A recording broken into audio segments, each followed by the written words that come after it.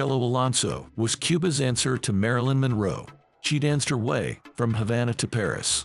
She stole scenes from Hollywood stars. Che Guevara himself had a crush on her. She cooked on TV and bred cats. She even inspired modern celebrities like Cardi B. Meet Chelo Alonso. In the 1950s, a Cuban star rose to international fame. Her career began early. Chelo became a sensation at Cuba's National Theater at 17. Her talent soon took her beyond Cuba's shores to Paris. There she performed at the famous Folies Bergère. They called her the new Josephine Baker. In Paris, Chelo's creativity flourished. She created the Afro-Cuban bump and grind dance. It became a sensation. The press was impressed by her explosive performances. They named her the Cuban H-Bomb. This notoriety paved the way for her entry into film.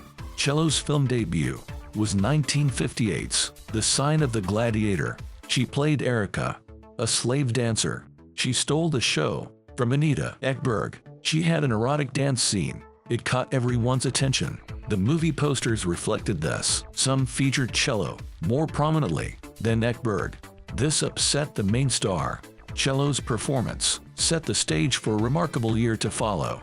1959 proved to be pivotal for Chelo. She made 6 films that year. She was voted Italian cinema's female discovery of 1959. Her rising fame caught the attention of Che Guevara. Guevara developed a crush on Chelo. He personally asked her to return to Cuba. He wanted her to be part of the new Cuba. Chelo refused, preferring to stay in Rome and pursue her film career.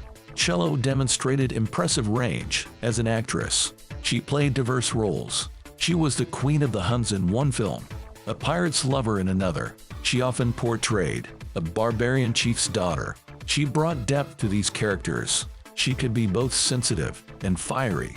Chelo made only 19 movies. Her most widely seen role was a brief cameo. It was in The Good, the Bad, and the Ugly. This was a famous 1966 Western. Chelo had no speaking lines. Her screen time was less than a minute.